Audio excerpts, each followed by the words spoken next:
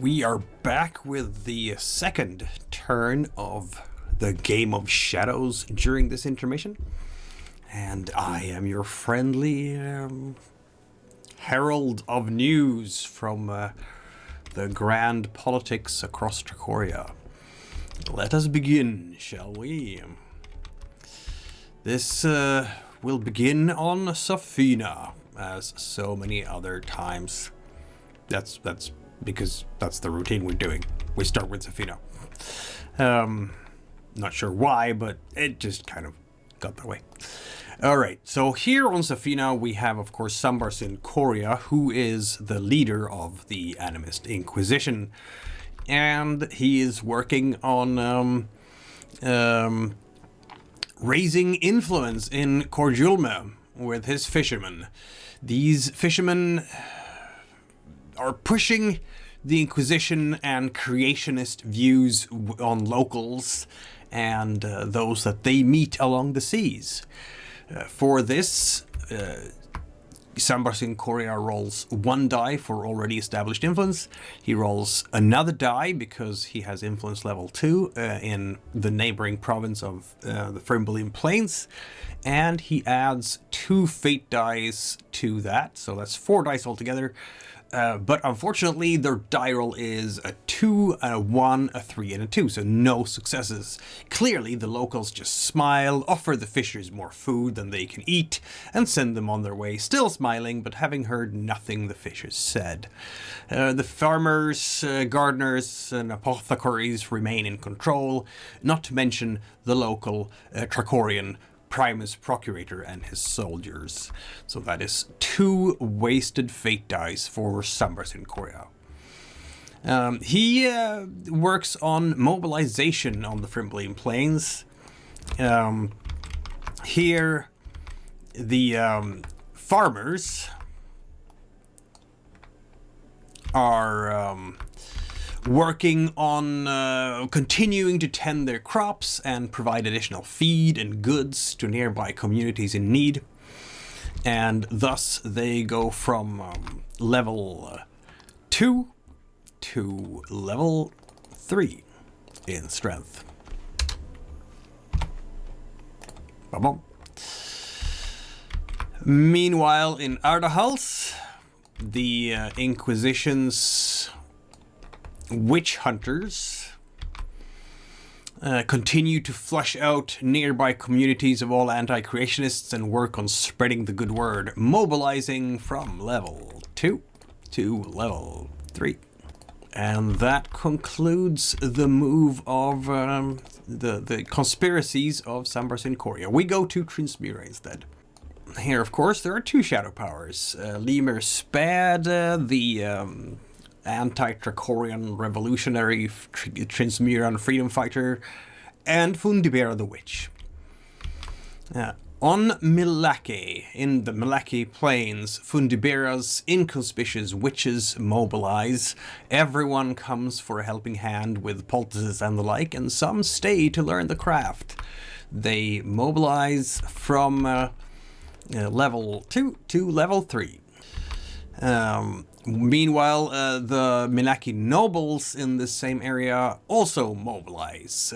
Lemur Spad has become the talk of the town, at least among nobles of a certain rebellious persuasion. Rumor has it the reclusive rebels have been seen about town, skulking through the night to visit men and women of repute.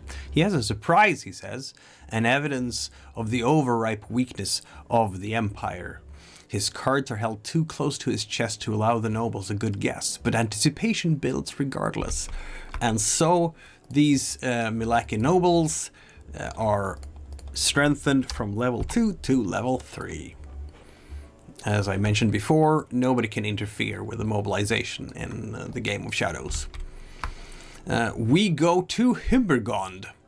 Here, Fundibera's priests are mobilizing. Sense of theme here. Priests more and more flock to them, taken in by the promises of freedom and liberation to be found in this life. And they will mobilize from level 2 to level 3, just like everyone else here. But I mean, there was some influence work done on Safina, so things are beginning to shift a bit. Lemur Spad's Fire Mountain Crones, they also mobilize from level 2 to level 3. Winter and its snow leave the Crones without some of their usual options, but their opportunities for information gathering only increase as days grow colder and the nights longer. Fire, with its light and warmth, is a great comfort in such times as tongues wag among Imperial bootlicks. And so, these Crones get stronger and attain level 3. And we go on to Kark. Here we have Mummers. And they mobilize. The troop continues to grow, taking on more talented artists to round out their performances. Level 3 now.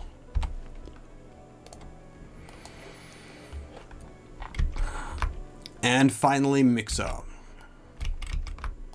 which is, of course, Lemur Spada's, the home of Lemur Spada's Transmuran Highlanders.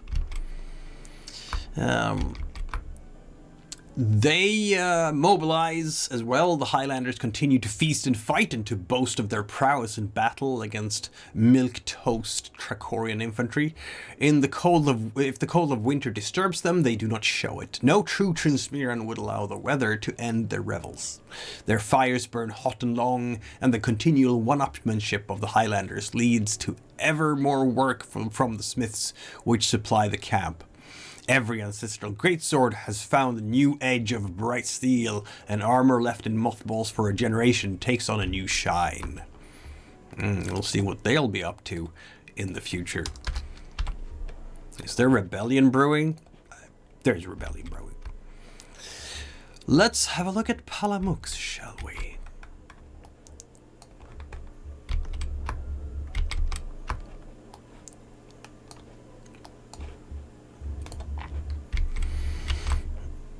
In Nastrol, Folda's scholars mobilize. The princess's scholarly allies pay a courtesy call on Zandor Kiastrada Nastrol.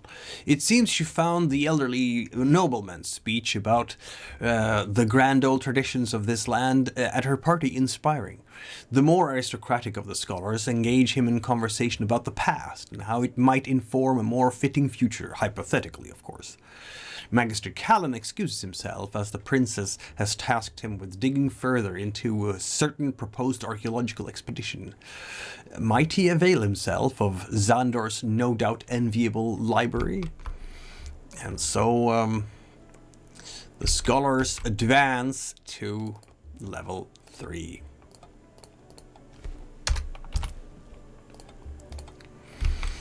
Meanwhile,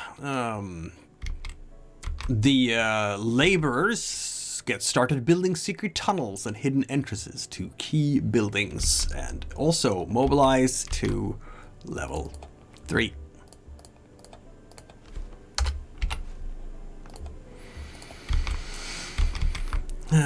In Fontrasilor,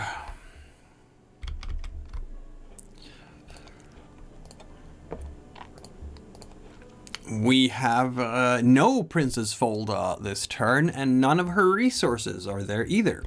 However, we do have Gerion's mentalists who pluck fears and shames from the court to save for a rainy day, and thus mobilize from level 2 to level 3. The courtiers are in Moscoria, of course, this turn. And there, the Princess Folda's courtiers descend on the Moscorian plains, attending their mistress. While the latter attends a private meeting at her cousin's estate under the watchful gaze of Lady Brittany, the former divert themselves, seeking new additions to the royal stables. This leads directly to a cavalcade of panicked nobles galloping about when it seems the princess has suddenly vanished. A storm of finger-pointing and ugly speculation is eventually interrupted by one of the princess's servants, who did not have the luxury of a mount. Did they not know that they were meant to have met the princess in town hours ago? Why, surely the princess's chief lady in waiting must have told them the plan. Lady Brittany went silent as a sheet, white as a sheet. She had heard nothing of this. Worse, at the supposedly appointed time, she had clearly seen her mistress walk past a bank of windows on the Grotesque estate. The others all agree that the most obvious explanation was that the lady was too much in her cups again. Sensing a crack in her armor, the other courtiers plot and scheme, building alliances against the day when they might topple her from her perch. In so doing, they strengthened Folda's court considerably, and they are now level 3. The illusionists in Moscoria under Gerion also mobilized. They sow doubt among the locals about the Tricorians. I've seen it with my own eyes. Tricorian soldiers kill civilians in dark alleys, the locals claim. And so, the illusionists are now at level 3. There is also happenings in Lasimos this quarter, which did not happen last time because there was no one there, but apparently Princess Folda in person is there with her merchants, and they mobilize. The next stop on the prince's trade mission is the kingdom of Lasimos, steeped in ancient history and tradition, also completely irrelevantly home to some of the best knights in all of Tricoria. Her Grace emerges from a tour of the Tumbledown Academy of Maravelda with a sheaf of handwritten notes clutched to her chest and an artful smudge of ink on her nose. Her scholarly host compete to outdo each other in praise of her obvious wit, good sense, great beauty, and whatever else they can think of, for reasons which, of course, had nothing to do with the endowment she mused about while perusing their ancient documents. There are questions, too, which are certainly not motivated by a desire to appeal to a prospective patron. When the line of questioning turns, as it inevitably must to family matters, the princess glances around furtively and lowers her voice. Gentlemen, I throw myself at your discretion, for my secretary will surely murder me if this gets out before the details are finalized. But I know you're all serious men, and not given to gossip, and you have been so very kind. She hesitated a moment longer before her face lit up in a blissful smile. The truth is, I am soon to be married. It was all most unexpected, but my lord Gerion Grotesque has quite swept me off my feet. She appeared completely oblivious to the reaction her starry-eyed declaration produced. The famously grim Palamoxi freedom fighter had done what now? Of course, the scholars, serious and trustworthy as they were, respected the prince's desire for confidentiality. They swore all whom they told to the strictest of confidence, and these others, in turn, extracted similar promises. I have a feeling this rumor will get out. It's almost like it might get out, yeah. Merchants are now level 3. What is Princess Folda up to in these regions, we ask? That concludes the actions on Palamux, because nobody is in Zizbar right now, and we turn instead to Paratorna and the intrigues there, and there was plenty of them, of course. We start in Iliboria, where Goskana da Skugre, the leader of the Defaults Guild, is up to stuff. Having delivered a blue child to the new innocent one in Skugr, the Default alchemists provide healing potions to all those who visit the innocent one. Merchant house leaders, city councillors, and village elders have to undertake the pilgrimage to Skugr, and consuming the potions are soon under the thrall of the guild. He works to raise influence to level 3, and roles, he has 2 for present influence there, 1 more for being present himself, and Goskana himself, plus 3 for the alchemists, and so I believe he has No, wait, he has also, I haven't shown you that yet, but he actually does raise influence in rule, so that gives him an extra die, so it's 7, and he has a success on every single die. So, yeah, that's... Gusgana will never roll like that again. So he succeeds. There is now level 3 influence of the default guild in Iliboria. And that also means that Gusgana das Gugre gets a new resource here at level 1. Let's call it a resource agents. Is now there. Okay. And we go on to rule. The actors in rule start spreading propaganda about the new Innocent One, using their plays as extortion against anyone who is not expressing their faith in this new child with sufficient fervor, threatening to turn their audiences into a mob unless local power holders comply. This is a conspiracy to raise influence from 1 to 2, with 4 dice. This is 1 for present influence, 1 more for level 2 influence, and 2+ in Iliboria, so that's 2, and then 2 fake dice, of course, for the actors there. So that is 4 altogether, and he rolled a 3, a 6, a 1, and a 6, which is enough because he needed 2 successes. So the locals quickly fall into line and become very, very enthusiastic fans of the Innocent One, as it turns out. I'm sure there's some extortion involved there, locals as well. And that concludes Gusgana das Gugre's work. In Paraltro, getting south here. In Paraltro, we have Gobalagrumi's soldiers. She makes her men prepared, make sure they know who the enemy are, and thus mobilize from level 2 to level 3. Likewise, Ingolma's bankers begin making loans and ingratiating clients, and thus creating debtors to their favor, and mobilize from level 2 to level 3. There's been a lot of mobilizing this turn as well. I have a feeling next quarter can begin getting a bit more hectic. We move to Hiltre, across the mountains. Hodjar, across the mountains. Clenora das Spinalungas foresters. Here we have an attempt to raise influence from Clenora.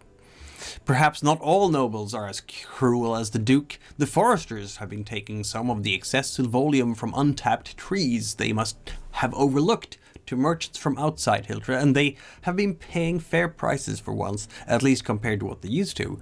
And they try to organize some of the laborers to join them in getting in on the scheme to help collect and sell even more.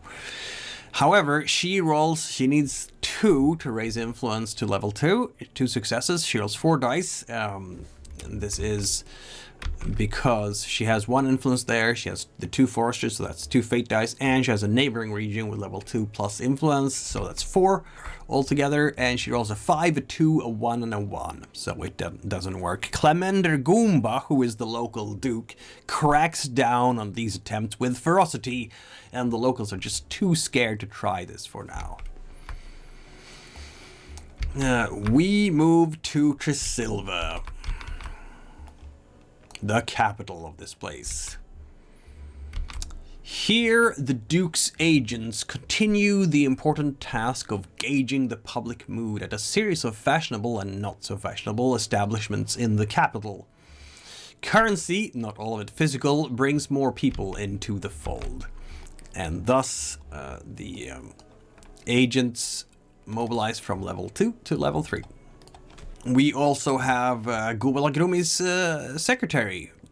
She starts to pass more paperwork to those who keep her well, and thus use the powers of bureaucracy to increase her the power of the secretaries to level 3.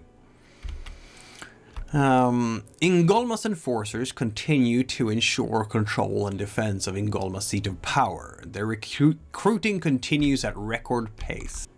Thus, her enforcers are now level 3.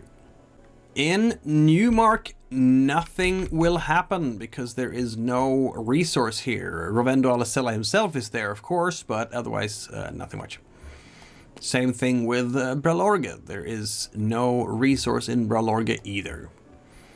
But in Malusa, we have something happening. And in fact, the spies of Gubadagrumi starts to have trouble made for those who would rouse the rabble. And that increases the spies' capacity from 2 to 3. The Dukes ostensibly relaxing and partying on the industrial chic shores of Lake Malossi, not so hot right now. The contacts of the Duke activate their informants in Kamesti territory, the better to keep tab on Duke Yalsop's information streams in light of recent events, and thus they mobilize from level 3 to level 4.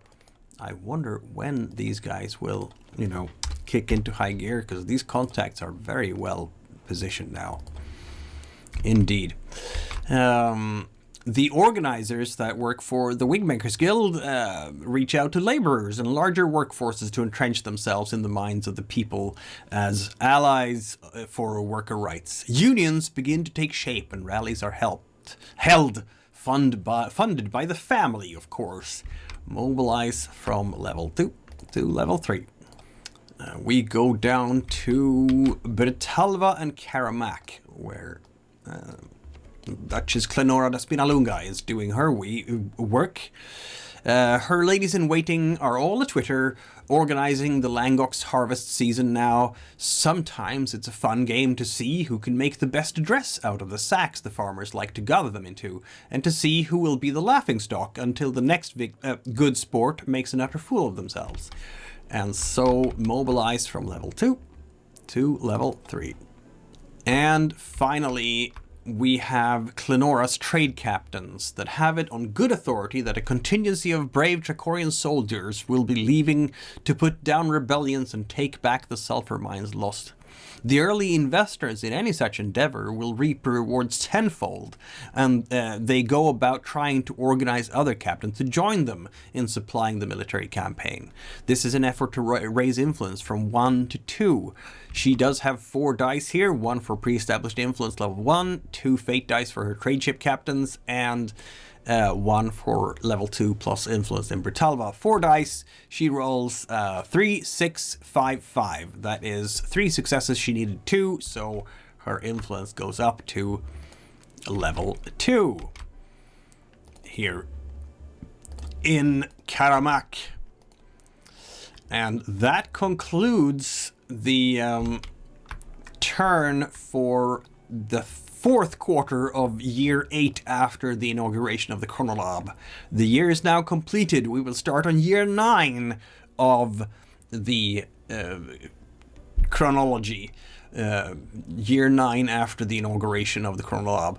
And right now, the dominant power, the dominant shadow power on this Smickle board of courtly intrigues is in fact Gosgana da Skugre, and this is calculated by summarizing whoever has the most levels of influence, which Gosgana does have right now at the moment by having 6 levels of influence altogether.